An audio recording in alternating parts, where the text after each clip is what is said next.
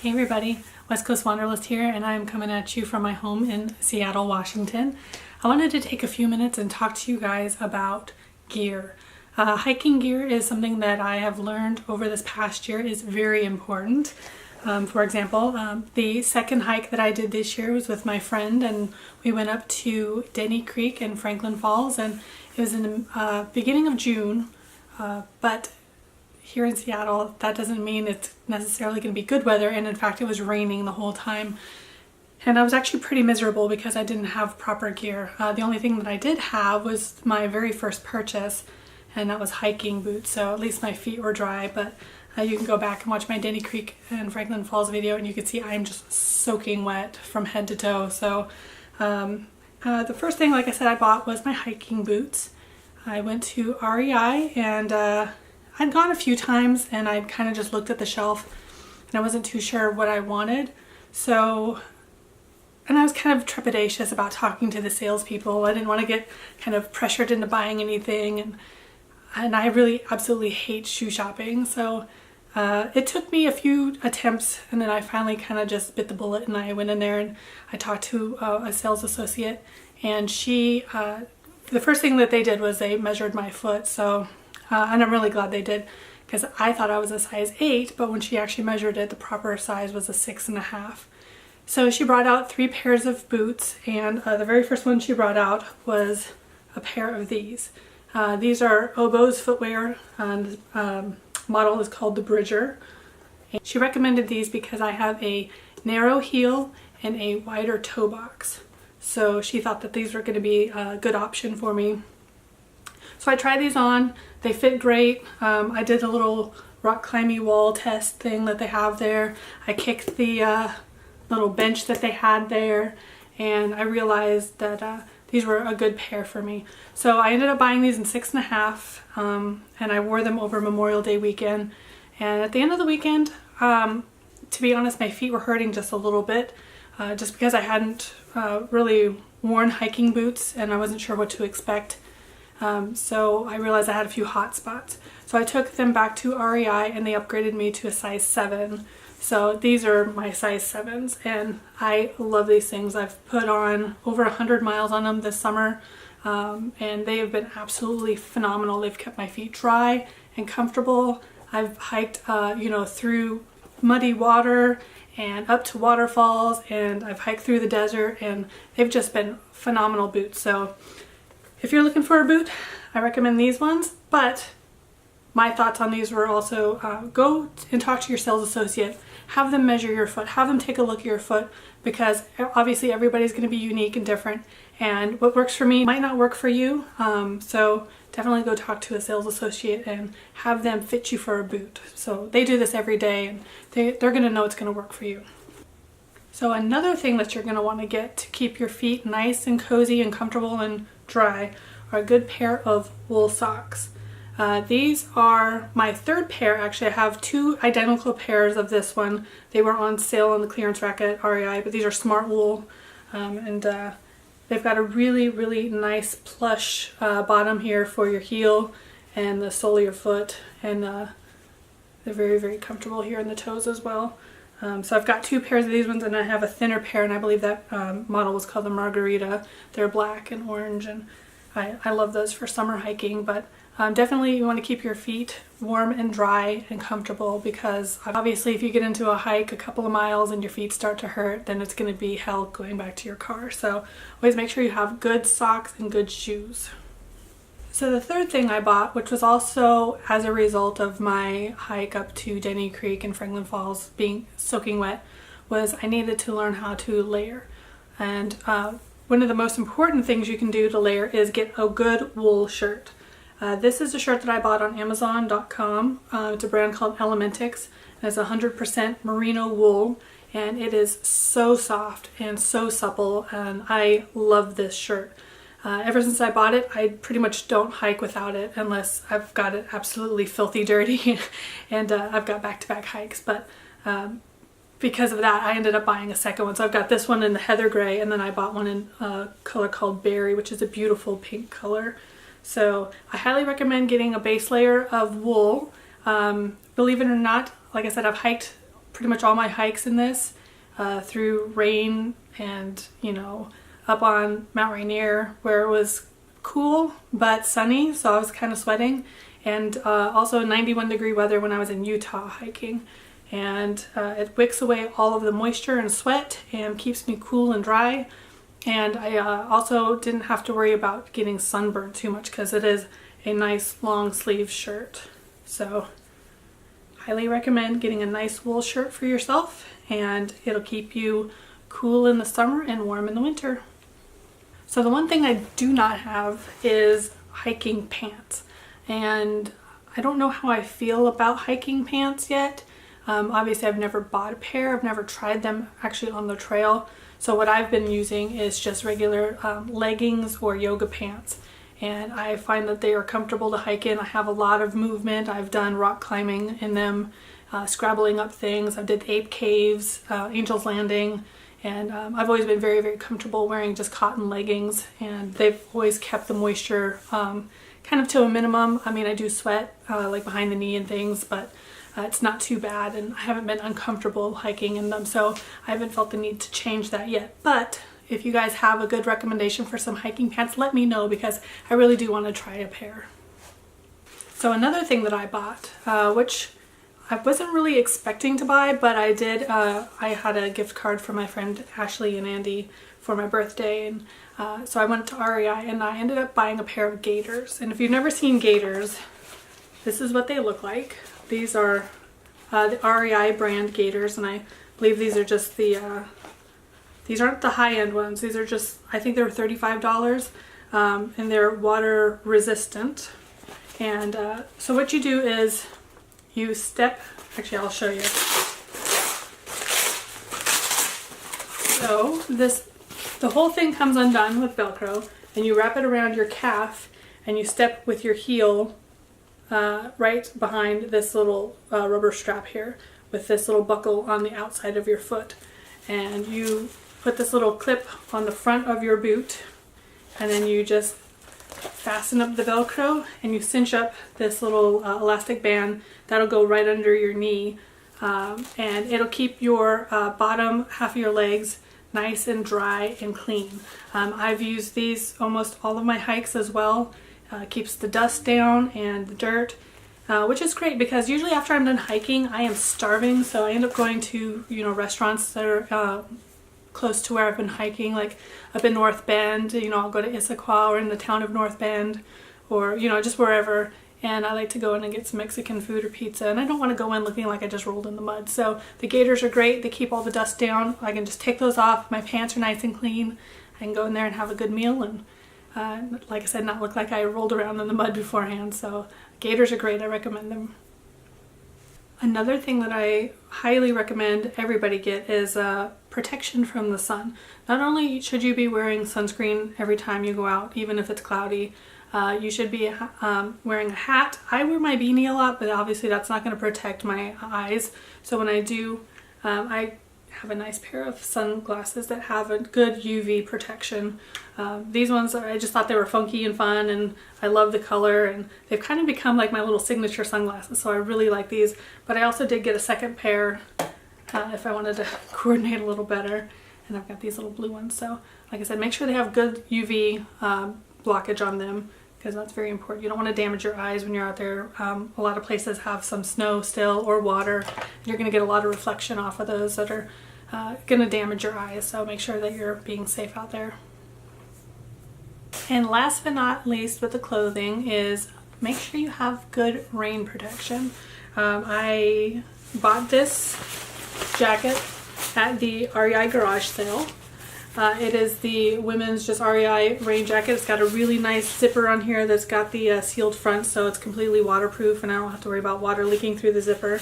And it's got two pockets that zip up as well, and a nice hood. I keep this in my backpack with me at all times. I don't ever take it out unless I really need it. So I did need it in Utah, which was surprising. The very first day I was there at Canyonland, the sky opened up and it started pouring down rain. And I was thankful that I had this very lightweight and durable rain jacket with me. So always keep a rain jacket with you, even in the middle of summer, because you just never know what's going to happen. So far this year I've only had the opportunity to hike once in the autumn, and it was a beautiful day out there in Mount Rainier National Park. So I haven't been able to test this gear, so I can't talk to the effectiveness of it, but I did want to show you, just to show you guys. So that brand of shirt that I got from Elementix, they also sell a merino wool neck gaiter. And what you do is you put this on, you just pull it over your head like a big sock, and it'll be a nice protection for your neck and your mouth, and you can even pull it over your head almost like a balaclava and keep your head nice and warm. And like I said, it's wool, so it's going to wick away any kind of moisture while keeping its warmth as well. So highly recommend that. I believe that was about $15 on Amazon. I bought a brand new pair of gloves from Costco. This is the head brand. Sensatec is the model here, so it's got the little knobs on here so you can use your smartphone or whatever. But gloves are also important to have. I wish I would have had a good pair when I went to the Ape Caves. I wasn't sure what to expect there when we went, so at least my friend Ashley, she had an extra pair of gloves for me because the pumice stone that we were scrabbling over was very rough, and I had a lot of damage on my hands after that hike. So I highly recommend keeping a pair of gloves with you at all times. So the next thing that I wanted to tell you guys about was my day pack. So before I bought all of my gear, the things that I was hiking in were definitely not ideal for hiking. You know, I was wearing just regular tennis shoes. I would wear jeans and t-shirt. I would layer with a sweatshirt and a jacket. So of course I'm just profusely sweating in all of this like heavy gear.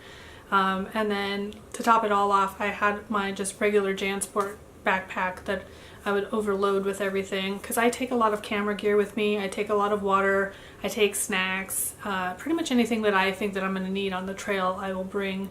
And it became very burdensome to hike with all of that gear just on a JanSport when I didn't have proper support. You know, I had the shoulder straps, but I didn't have like the hip belt or anything like that. So I ended up doing a little bit of research, and I found that I really liked the Osprey packs. And this is my pack here. This is the Kyte 36-liter Osprey pack.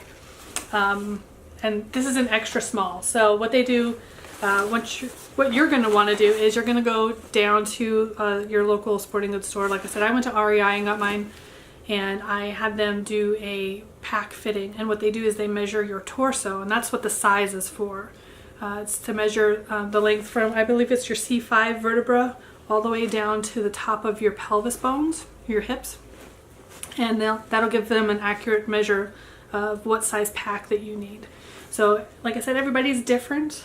Just because I have an extra small and I'm 5'4" doesn't mean that because you're 5'4" you're going to need an extra small as well. You might have a longer torso. So always have them measure you for a pack, and then once you're there, put the pack on and put a few weights in it. I think I put about 30 pounds worth of weight in mine, and that's generally actually what I carry out on the trail. So I really loaded it up. I put it on. I made sure that the straps fit well around my shoulder and chest area, and that the hip belt was sitting properly where it was supposed to. And I just walked around the store for a little bit, and I tried it on, and I felt pretty comfortable with it. And I wasn't too sure what to expect when I got on the trail, but I was very surprised at how much it has changed the way I hike. Because before with the JanSport, everything kind of just weighs down on my shoulders and your chest, and you just feel like you can't get a full deep breath sometimes when you're hiking, especially when you're going up an incline. So the day pack, with you can loosen up the shoulder straps and everything will immediately go to your hip belt and kind of just rest on your hips, so you can just feel like you get a little bit more oxygen in. And then when your hips get tired, you can pull down on the shoulder straps and kind of get the weight back on your shoulders and redistributed. So it's a way to help you not get exhausted when you're on the trail, just kind of moving that weight around and giving your hips a break when they need a break, and giving your shoulders and lungs a break when they need a break. So it's really great. Like I said, it has changed the way that I've hiked, and I can't imagine that I've actually hiked this long without having a day pack. So yeah, I love this thing. I just cleaned it actually. It's ready to go out on the trail, but I wanted to show you a few things that I keep in it. I keep a ball cap with a nice bill on there just for the sunny days when I need it. And so I open up this top part here, kind of flips up, And I've got a first aid kit in here. I've got a headlamp in here with a set of batteries. I've also got, I've got some bandanas in here and some feminine products. Sorry guys. It's important for us girls. You girls know you don't want to be stuck in the woods without something like that. So very important to have, and it's got plenty of room. Like I said, I keep on the back part of here, this little slot here is where I keep my rain jacket, and I keep a extra memory card for my camera because I'm always forgetting these when I upload them on the computer. And I keep my gaiter, my gloves, and I also have a little pocket knife that I keep in here, which is great because I can just unzip it in the back here, reach in there, and I can put my phone in here too, but everything fits nice and it's within arm's reach, so that's really great. So then on the inside, I have a dry sack that I keep all of my snacks in here. I've got nuts, trail mix, and a bunch of different kinds of dried fruit. And then when I hit the trail, I'll also put some beef jerky in there. Don't keep beef jerky in your bag very long. It doesn't last, so that's a pro tip. I also have all of my little miniature medicine cabinet. I've got my sunscreen. I've got 2 kinds of bug spray. I have just the regular Deep Woods Off, and then I have 100% DEET, which I would have needed when I went to Mount Rainier because the bugs were disgusting up at Ptolemy Peak. I've also got some Benadryl and hand sanitizer and ibuprofen, so keep that in a nice plastic bag to keep everything dry, and also you don't want to have these go off. I've had sunscreen go off in my backpack because something was pressing on the top, and it just creates a heck of a mess. Always keep those things in a bag. And then I've got a rain poncho. I've got an extra little water thing, which I don't know why I have it in there, but it doesn't take up very much room and it's very light, so I just keep that in there. And I've got a thermal sleeping bag, Mylar bag for 2 people. So if I'm out with friends or whatever, I always tell them where this is in my bag and where my first aid kit is, because if something happens, you want to make sure that people are aware of where your safety and first aid gear is. So then normally I have another dry bag that I keep my camera gear in, and it's about, like I said, 30 pounds. So on the front here on my hip belt, this would be on my right side, my right hip. So I've got my compass in here and a whistle. And on this side here, I've got my lip balm, I've got some eye drops, and my multi-tool. And I've used that too when I felt a little threatened. There was somebody coming up behind me running on a trail and I was a little scared. So I pulled my multi-tool out and just kept it closed because I didn't know if I was going to need to defend myself or not. Luckily, the guy just ran by, didn't really pay me any attention, but still just be aware on the trail and have something at hand that you can use in case you're in danger, whether it's a person or a wild animal. So last but not least, I want to talk about hydration. If you guys know me, you know that I hate drinking water. I don't know what it is about water that I don't like it. I don't like plain water. I find that I'm pretty much chronically dehydrated, except for when I hike. I love drinking water when I hike. So the very first water bottle I got was this one. It's a 36 ounce Nalgene water bottle, and I've decorated it, as you can see. And I loved it. It was great. I didn't have to worry about recycling water bottles or anything like that from Costco. And the water bottle that I had before it was a flip top, and it was awful.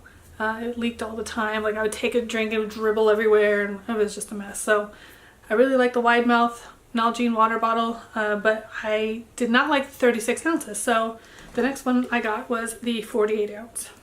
And I love this water bottle, and I've made it my own. I've decorated it with, as you can see there, I did paint and black vinyl stickers, and I got this sticker at Snoqualmie Falls along with that sticker, and then this one I got up in Vancouver, BC when I was there this summer. So this is the 48 ounce, like I said, and I've made it a practice of whenever I do a hike, I'll try to drink a full water bottle on my way up to wherever it is.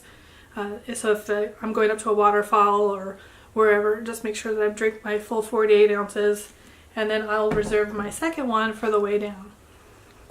And this is my second one. I actually just got this one, and I've put all my Utah stickers on it. So I've got my Zion sticker and my Moab and Canyonlands and Arches, and then I went up to Orcas Island with my friend Tammy, and then Monument Valley, and I believe, is that Bryce Canyon? Yep. Keep calm and hike on from Bryce Canyon. So those are my 2 water bottles, and I love them. They are great, so I highly recommend that brand, and they're easy to clean. Like I said, with the wide mouth, you don't have like little nozzles or anything that you gotta clean out and try to get soap through. And I mean, pop this off, easy to clean. They're great. Alright guys, I hope you enjoyed this little video of all the gear that I have, and hopefully it gives you some ideas of the things that you might need before you go on your next adventures. So thank you for liking, commenting, and subscribing, and I'll see you on the trail.